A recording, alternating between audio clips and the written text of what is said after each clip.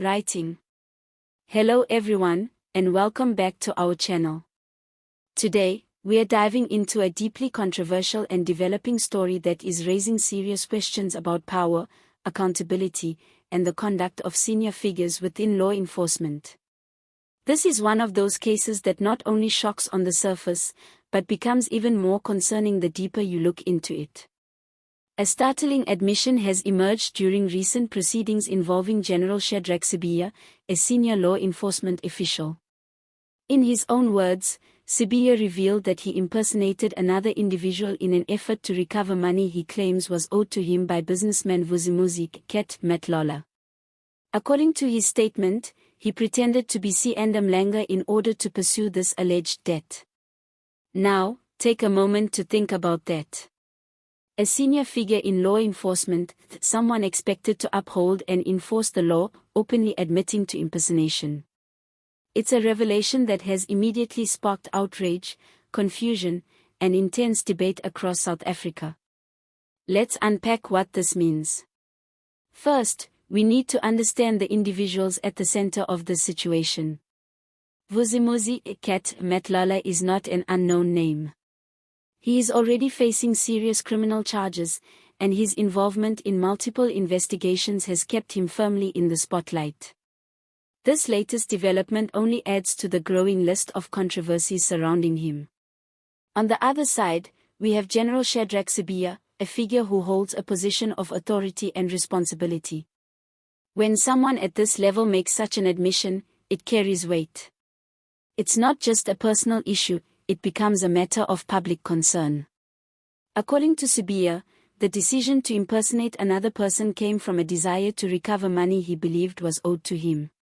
But this is where things become complicated. Because regardless of the reason, impersonation is a serious matter. Legal experts have already begun highlighting the potential implications. Impersonating someone else, especially in a situation involving money and influence, could have legal consequences. It may raise questions about fraud, misrepresentation, or abuse of power, depending on the circumstances and how the act was carried out. But beyond the legal side, there's the ethical dimension. Law enforcement officials are expected to operate within strict guidelines. Their role is to enforce the law, not bend it. So when a senior official appears to step outside those boundaries, it sends a troubling message. It raises a critical question: if those enforcing the law are willing to bypass it for personal reasons, what does that mean for the rest of society? And that's exactly why this story is gaining so much attention. Observers and analysts are now calling for a deeper investigation into what really happened. They want to understand the full context of the alleged debt. How much money was involved? What led to the dispute? And why were official legal channels not used to resolve the issue? Because let's be honest, there are systems in place for handling financial disputes. Courts exist. Legal processes exist. So why would a senior official feel the need to take such an unusual and controversial approach? This is where concerns about accountability begin to surface. Many are questioning whether there are gaps within the system that allow individuals in positions of power to act outside the rules without immediate consequences. Others are asking whether this is an isolated incident, or a sign of a broader problem within law enforcement structures.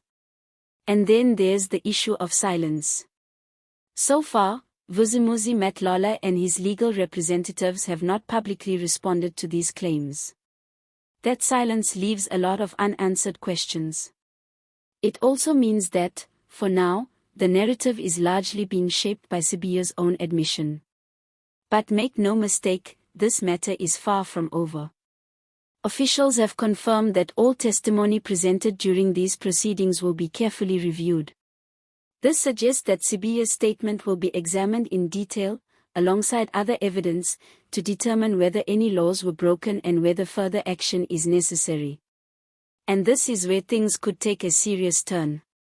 If investigators find that laws were indeed violated, there could be consequences, not just for the individuals involved, but potentially for the institutions they represent. This could include disciplinary action, legal proceedings, or even broader reforms aimed at preventing similar incidents in the future. Now, let's zoom out and look at the bigger picture. South Africa has, in recent years, faced ongoing challenges related to corruption, governance, and trust in public institutions. Cases like this don't happen in isolation, they exist within a larger context. When stories like this emerge, they tend to reinforce public concerns about whether those in power are being held accountable. They also raise doubts about whether the rule of law is being applied equally to everyone. And public trust is a fragile thing. Once it starts to erode, it becomes very difficult to rebuild. That's why civil society groups are already speaking out. Many are calling for transparency, urging authorities to handle this matter with urgency and fairness. They argue that accountability is not optional, it's essential for maintaining the integrity of the system. There's also a growing call for stronger oversight mechanisms. Experts suggest that there needs to be clearer boundaries and stricter enforcement of ethical standards within law enforcement. This includes ensuring that officials are held to the highest level of accountability, especially when their actions come into question. Another angle to consider is the internal culture within these institutions. Is there enough emphasis on ethical conduct? Are there sufficient checks and balances? And are individuals encouraged or discouraged from reporting misconduct? These are difficult but necessary questions. Because at the end of the day, this story is not just about one admission. It's about what that admission reveals. It reveals the pressures, the complexities, and possibly the weaknesses within systems that are meant to protect and serve the public. And as more details emerge, the public will be watching closely. People want answers. They want clarity. And most importantly, they want accountability. This situation also serves as a reminder of how quickly personal matters can intersect with professional responsibilities, especially when power and influence are involved. For General Sibiya, this admission could have lasting implications. For Mhlanga, it adds another dimension to an already complex legal situation. And for the public, it raises serious concerns about trust and transparency. As the investigation continues, one thing is certain, this story is far from finished. There will likely be more revelations, more reactions, and possibly more consequences in the days ahead. And when those developments happen, we'll be here to break them down for you.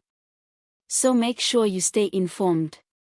If you found this video insightful, don't forget to like, subscribe, and turn on notifications so you never miss an update. And we'd really like to hear from you. What are your thoughts on this situation? Do you believe this admission crosses a line, or is there more to the story that we haven't yet seen? Drop your comments below and let's start a conversation.